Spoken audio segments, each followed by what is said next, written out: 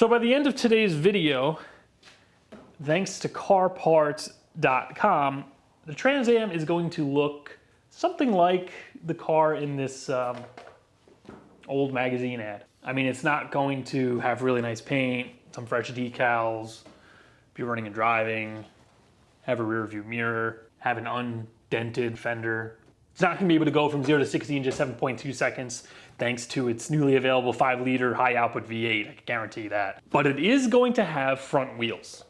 Some Pontiacs are equipped with engines produced by other GM division subsidiaries or affiliated companies worldwide. See your Pontiac dealer for details. That is some very fine text that pretty much straight out tells you you're getting a 305, whether you like it or not.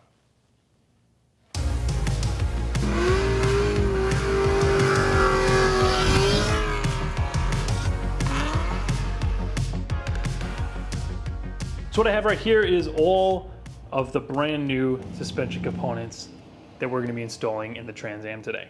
Now, I'm just tackling the front suspension in this video so we get the wheels back on the car, and all this stuff has been supplied to me thanks to carparts.com. So we're going to be tackling the front lower control arm bushings, front lower ball joints, stabilizer bar bushings, stabilizer bar links, inner and outer tie rods, brand new center link, some new sleeves for the tie rods, and then the only thing I didn't replace up front is the shocks, because Koni supplied us with those beautiful Koni yellows that are going to be going back in. And the Moog idler arm here, I changed that right when I got the car because it was bad. It has maybe like 100 miles on it.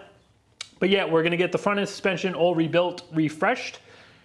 And then if we move over here, we're going to be building the brake system. So I have a Wilwood adjustable proportioning valve that I'm going to be installing to get rid of the big clunky old factory one. We got some new brake lines, 3/16 for the front, 1/4 inch for the rear, as well as a 4th gen master cylinder, and some very questionable decisions as far as the front springs go. Also, these are brand new strut mounts, KYB strut mounts that I'm going to be installing to replace the those Mevotech garbage ones that I picked up when I put the shocks in that turned out to be like really, really crappy. Also, we have something that I almost forgot about. Put a new steering shaft bushing. So this is the bearing that sits at the bottom where the steering shaft pokes out of the firewall. This is the upgraded metal version, or like the Astro shaft, Astro van version that's supposed to be a little bit better. So we're gonna pop that in and get the steering shaft installed. So for my springs, I have made the executive decision, because in this garage I am the executive of the stuff I put in this car. I'm putting the original 80s springs back in. Now, normally I would go about this by at least getting like factory or like aftermarket new spec springs. But in my experience, and from what seems to be other people's experiences online, no matter what brand you seem to go with, Moog seems to be the go-to brand for factory replacement springs for these cars. They always seem to sit like 5 miles in the air after you install the springs. And I don't have the patience to wait to see if they settle down. So I'm just going to reinstall the original springs now. Yeah, these have been in the car for like 30 years, but they also have been sitting in my storage unit for like 1.5 years. So they've had time to kind of rest, you know, take a break from doing that work. And hopefully they're refreshed enough to go back in the car to support this thing for maybe another 30 years, who knows. And yeah, I could have put like IBAC Pro springs in there. I do have the set that I pulled off my Camaro that would, you know, essentially lower it down.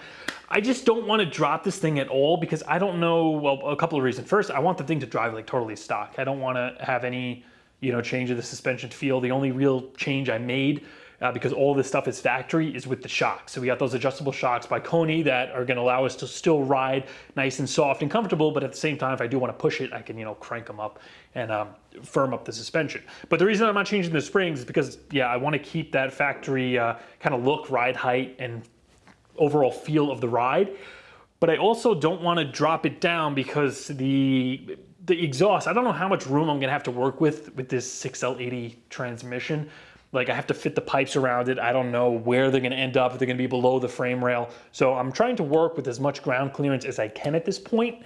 And then, you know, with the engine being like 100 pounds lighter, moving the battery to the back. If it does turn out to sit even a little higher with the factory springs, then we'll go and we'll maybe drop like the Pro springs in the front from Eibach that I have sitting in storage.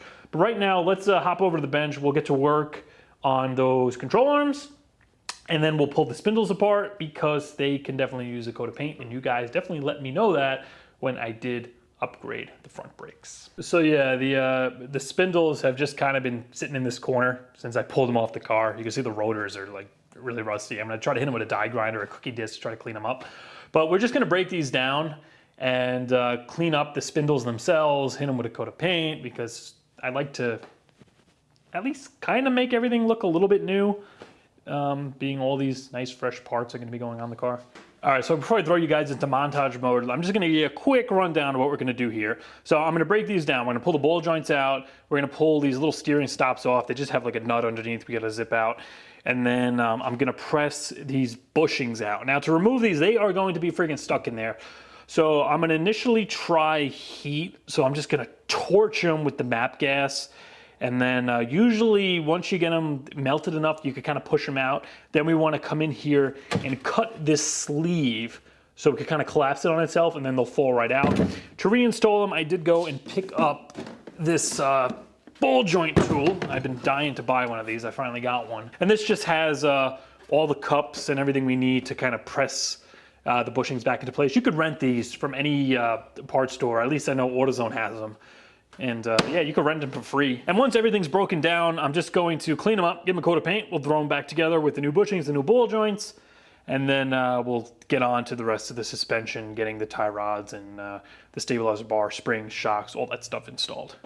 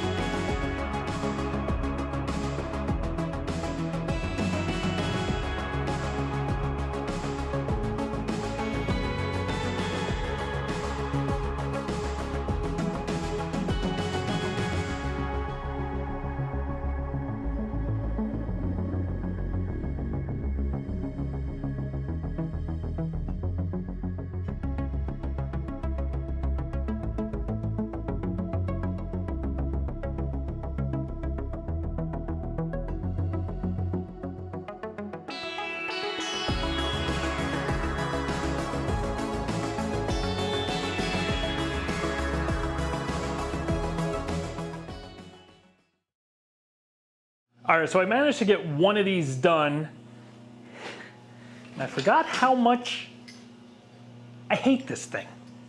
Anyway, I managed to get the bushings pressed in, get the ball joint installed, and I just kind of had to use stuff around the shop because just I couldn't find a cup combination that was gonna get this pressed in and allow me to get everything within the C-clamp and lined up without everything falling out or just not fitting all together. So I ended up using this flat piece of steel for this bushing, the slightly longer one.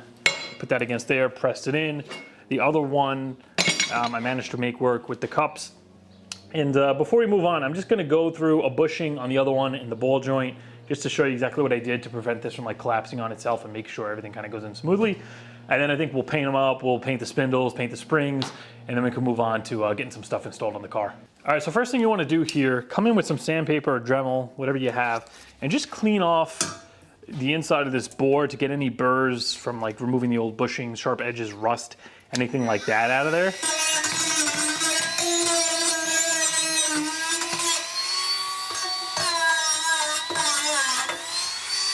Once you have it cleaned up, I'm going to take our new bushing, Obviously they're two different sizes. So the fat one we'll do first. And both of these are gonna be installed from the outside in. So like that, we'll just drop that guy down there. And for this top one, I found this cup. It's like the perfect size. But to do that, we need to fish this down through the hole of the skinny bushing. So if you're using this exact tool, just make sure you do the fat one first. There's a joke in there somewhere. So this is gonna go here. Now this sits on the butt of the tool. This end just kind of locks in there. So we'll fish that through there. That's gonna go there. And now we need to put a cup here so it can hold against this, so we clamp it down. This little ring. And then I'm going to use the piece of steel because these are too fat for this, and this ring fits just absolutely perfect in there, so that's what I've been using. This is like the exact size you want. So this is where this tool gets annoying because you only have so many hands. All right, that's pretty good. So that's tensioned. I got our cup lined up on the edge of our bushing. We're ready to press this in. But before we do that, we need to keep this from closing up, because as soon as you start pressing this, these are gonna wanna collapse together. I found just a random socket. This is an 18 millimeter. We're just going to kind of get that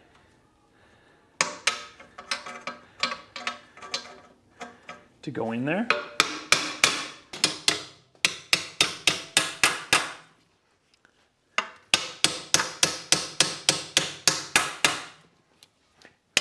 You don't even need a lot. I just kind of got it in the back where it's a little wider and just rolled it in. And that should be all we need. And just keep an eye on this as you're tightening it. You want to see this come down and just make sure this isn't closing up.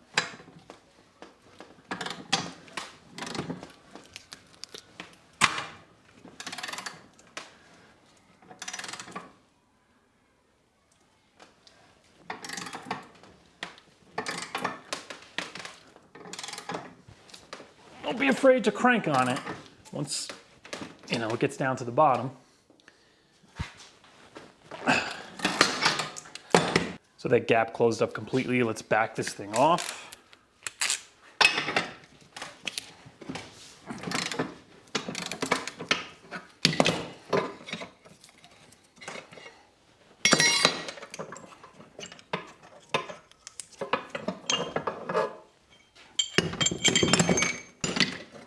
Out of there. You can see we retain this gap here. They're nice and even with each other. And now you can see exactly why I didn't paint these things yet.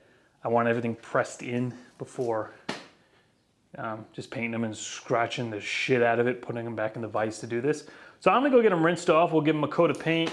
I'm just using a roll bar and chassis. Before I put this on though, I'm gonna hit it with some rust reformer. And then, yeah, we'll get them in the car.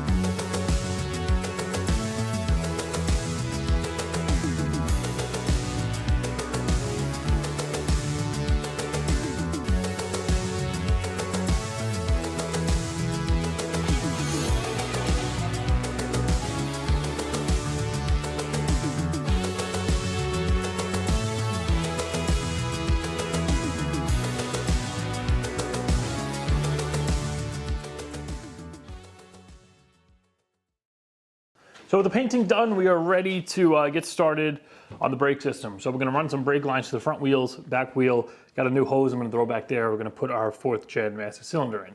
Now, I did make a couple of changes since the last video. The first most noticeable thing is I moved the fuel pressure regulator from the firewall to the fender here. Now, the main reason for me doing this is because of tech inspection if I track this thing. Now, this isn't gonna be a dedicated track car, but I do wanna take it at least a few times to get like a mile per hour out of it, see what it could potentially do with the new setup. And having that on the firewall could be just a make or break depending on who's teching the car, just let you run or not let you run. So it was easy enough just to relocate this down here. By doing that, I got rid of those extra hoses, which actually cleaned this up really nice. And now it's even a shorter shot to just run this right over to the rail, because the rail connection is gonna be like right about here. So this cleaned up nicely, and yes, there is barely like maybe an inch of space once the master cylinder is mounted in there to get to the adjustment nut here for the pressure. But once this is set, pressure-wise, it's kind of a one and done thing. You don't really have to touch it again unless you do some mods and make some more power. The other thing I did was change the vent setup on the tank. So you guys remember I said this is a one-way valve that lets air into the tank when the gas is being used up so it doesn't like collapse on itself. Well, that is true, but this is also a vent valve. So there's a spring in here, and the reason you can't blow through it is because of the pressure of that spring, where when you put gas in the tank, this builds up enough pressure, or the tank builds up enough pressure, that spring is gonna compress and it's gonna let that air out to fill the tank up. So yes, this does let air in, but it also acts as a vent. And if I was to delete this altogether, or delete in just any open tank vent, I'm gonna have some serious problems when it comes to pumping gas into the car. And if the tank builds up pressure, we're gonna get some, when I crack the gas cap, there's gonna be a pressure release. Now, yes, I am running a vented gas cap, but that only allows air to come in, so only like half the function of this valve. So I pretty much just took a 3/8 line, I drilled an empty spot on the top hat of the fuel pump assembly, and I just resoldered one of those hard lines in, and it's just poking right into the tank. Ran it down to a rubber line, and I'm just gonna clamp this back in its original spot under the car. And yeah, that's pretty much it. Those are the 2 changes I made. So let's go grab the master, we'll get that bolted up. Now I am replacing the original master cylinder with this 4th gen unit, and I am reusing a 3rd gen brake booster. Now this is a new replacement. However, these parts were never meant to go together. In fact, the 4th gen booster is a little bit larger than the 3rd gen one, at least in diameter. And the reason I'm opting not to use it is because when I installed it on my Camaro, it changes the height of the brake pedal. And I didn't like the way that felt, so I'm opting to just kind of mix and match parts here. So huge disclaimer, do this at your own risk. There could be potential issues with the length of the push rod. Even though the brakes may work, it may alter the pedal height where it's at a different height where you're not used to, or there could be an issue later on down the road. So just, do this at your own risk, and try to be smart about it.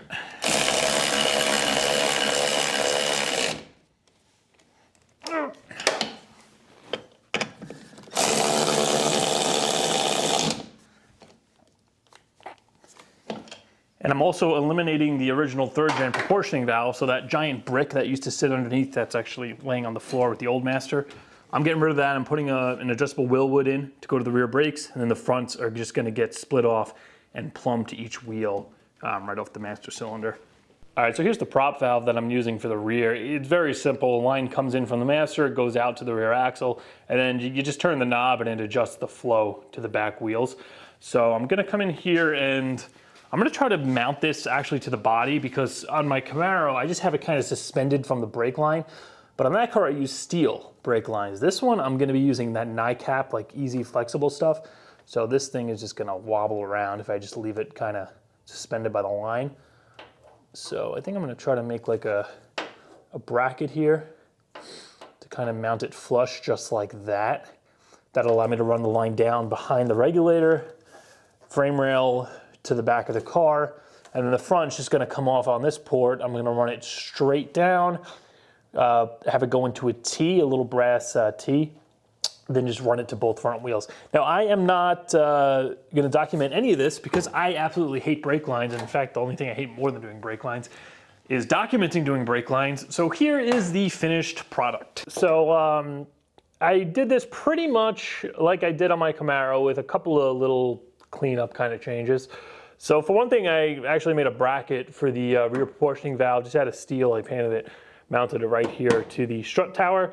And our rear 1/4-inch line is coming right off of that, going into the proportioning valve. And I ended up having to get some different fittings for this because the fittings Wilwood gives you, they're for a 3/16 brake line. So I found these on Amazon, I'll link them below, to step that up to a 1/4 inch. But that just goes into the prop valve, goes out straight to the rear axle. And I also did end up replacing that rubber hose. That was the only hose left on the car I haven't actually replaced.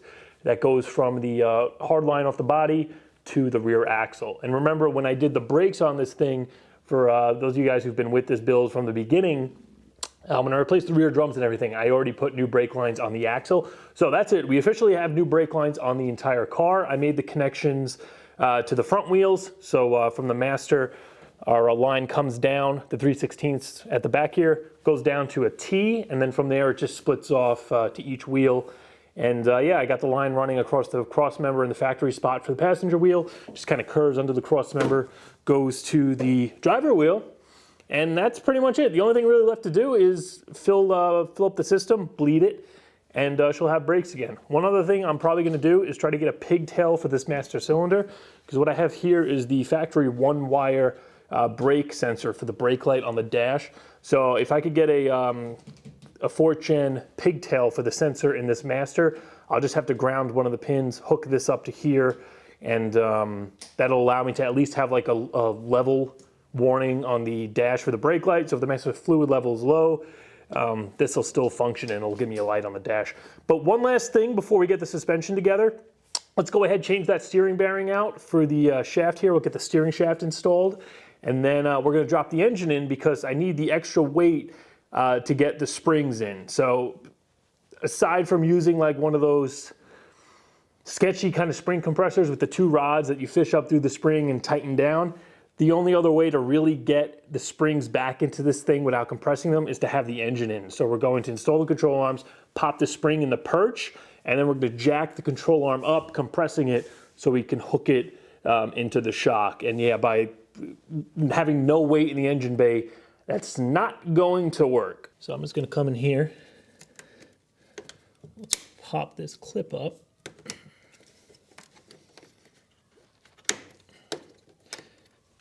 That comes out like that. Then the cover comes off. And now we should be able to wiggle the old bushing out.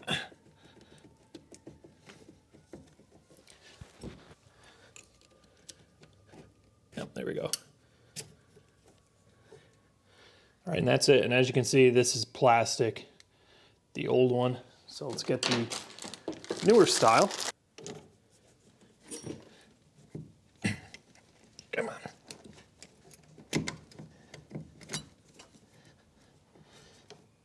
All right. And then the new clip. This new clip is bent to shit. I'm gonna use the old clip.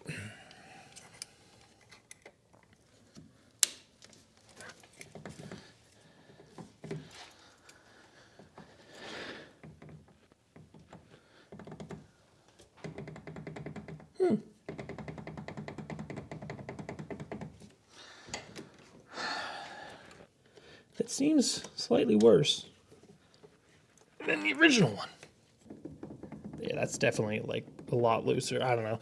All right, scrap this. If I'm doing something wrong, let me know in the comments, but this fits like crap. So I'm actually gonna put a little grease on this. I'm gonna put the original back in. Pretty much exactly what I did with the Tahoe.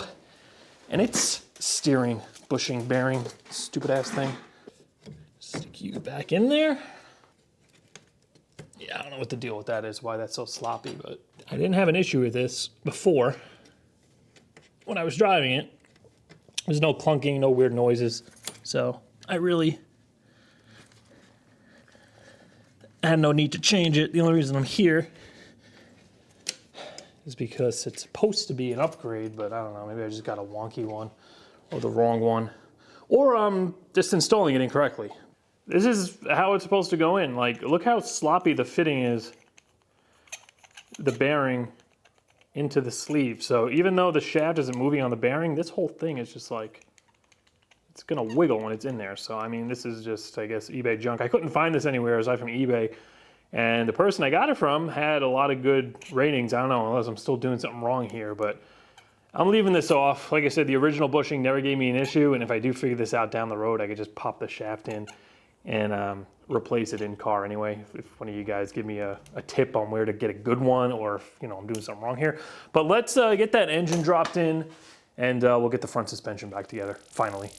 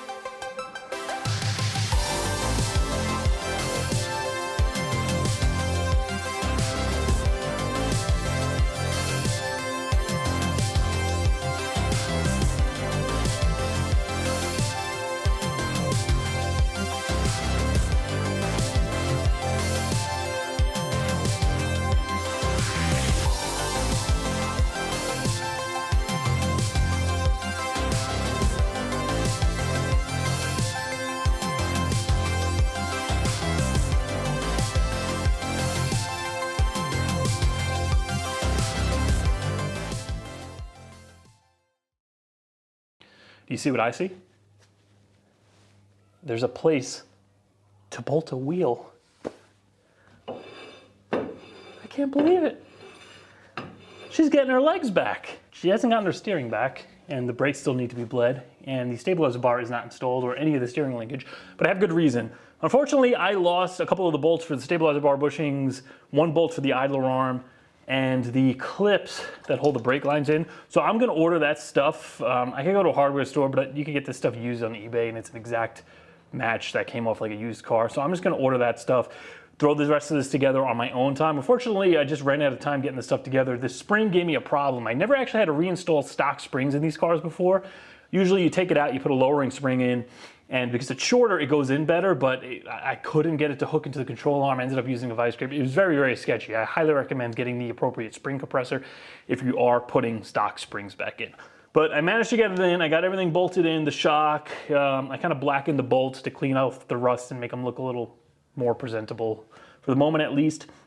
And you may notice my caliper, it's a little bit discolored. Unfortunately, I got brake cleaner on this thing and it apparently did not go over well with the powder coating, so it's kind of discolored. However, I do not really care because these calipers need to be replaced. The bracket's fine, but unfortunately I noticed after doing this brake swap, after putting a bunch of miles on the car, the contact surface for the outer pad, it would never fully touch on the inside of the rotor. And from the research I've done, there's apparently what happens to these calipers as they age, as they go through a bunch of heat cycles, the shape of the outer portion here, where it would be like that before, it kind of stretches out and it doesn't clamp as well on this inside surface by this outer edge. The inside pad where the pistons are is like perfect. So I'm gonna get a set of new calipers. I'm probably going to re-powder coat them again. You know, like I said, I'm just gonna keep the brackets because there's nothing wrong with them. But that's the reason for that. And once again, I wanna thank carparts.com for supplying me with all the stuff we needed, the bushings, the steering linkage, the ball joints, everything we need to just get this back together. And she's coming along, but however, I am missing one thing. I did promise you that she would have wheels, front wheels, by the end of this video. Now, unfortunately, she's just gonna have front wheel, but let's just,